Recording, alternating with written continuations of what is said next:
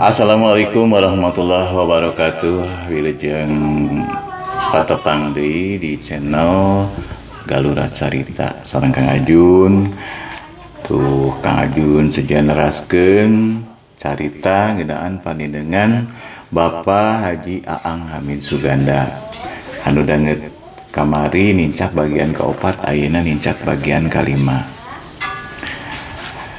Supados teu nyang kolong ting kana waktos wargi urang geureuyeeh deui ngeunaan ieu panindeungan anu kenging nyerat Kang Ajun sareng Kang Ding dina buku anu judulna Kubung-Kubung, diantawisna nyutat panindeungan Pak Aang Hamid Suganda waktos jumenengna. Bangga urang teraskeun anjeunna teh nyaeta kamari teh kagungan rerencangan anu kacida satiana nyaeta anu jenenganna teh Bapak Jai.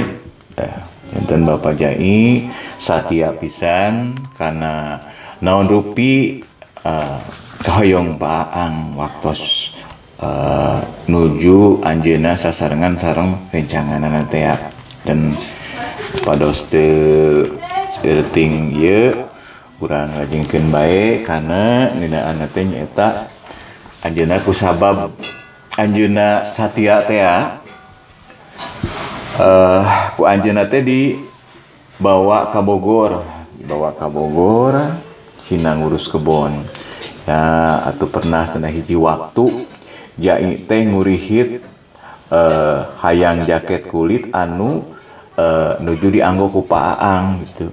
Ya ieu kasauran Pak Aang langsung dina waktu harita nuju ngobrol sareng anu nyerat nyaeta na ari kuring mah pan ngamodis. Jai teh resepeun kana barang anu sok dipake ku kuring. Tah ku kuring teh diheureuyan lamun hayang jaket kudu dibeli.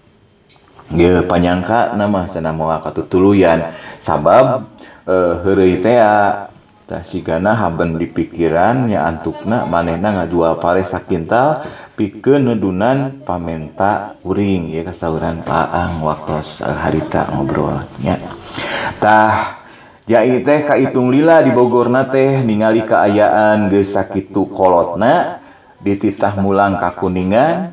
Jai gedaekeun kan aya pamenta sangkan dipangmeulikeun heula tanah jeung imah di Ciniru. Nah, pikeun bumen-bumen di tempat asal pamajikanana nya di Windu Haji nya ti harita Jai tetep ranggenek di Ciniru.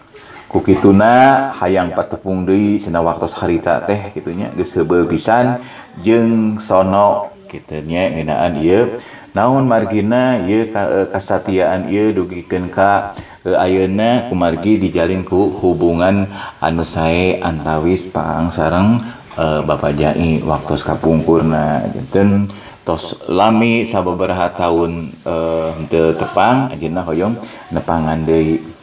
Seueur pisan ieu carios-carios ngeunaan panindeungan Pak Aang nya diantawisna mangsa bulan purnama ngabungbang sareng sajabina hapunten moal tisaka pidangkeun Pak Aang main po, Pak Aang nuju alitna sok di masjid bae kitu nya mun pami kulemna teh di masjid nuju alitna sareng pangalaman sanesna. Namun harapan ieu pengalaman sesuganan ngingetkeun urang kitu nya sugri insan sugri channel Galura Carita. Kumangsa baheula sangkan nu alusna mah urang dihirupkeun atuh dimumule sabab hal-hal anu mangrupakeun kearifan lokal keur tumuwuhna hiji seler kaum teh boh ditilik tina jihad lingkungan hirup kitu nya sareng kaayaan sosial kultural sanesna anu bisa jadi dipake keur filter pangaruh negatif anu kiwari mungkin meueuh. Tah nya bu ayeuna mahabuna teknologi atau budaya bangsa teh aya di antawisna anu teu luyu sareng identitas masyarakat gitunya Kabupaten Kuningan. Margi tetap budaya masyarakat lokal tuh kumaha kan carana henteu kaseret ku budaya-budaya deungeun anu ayeuna mahabu dina zaman kiwari.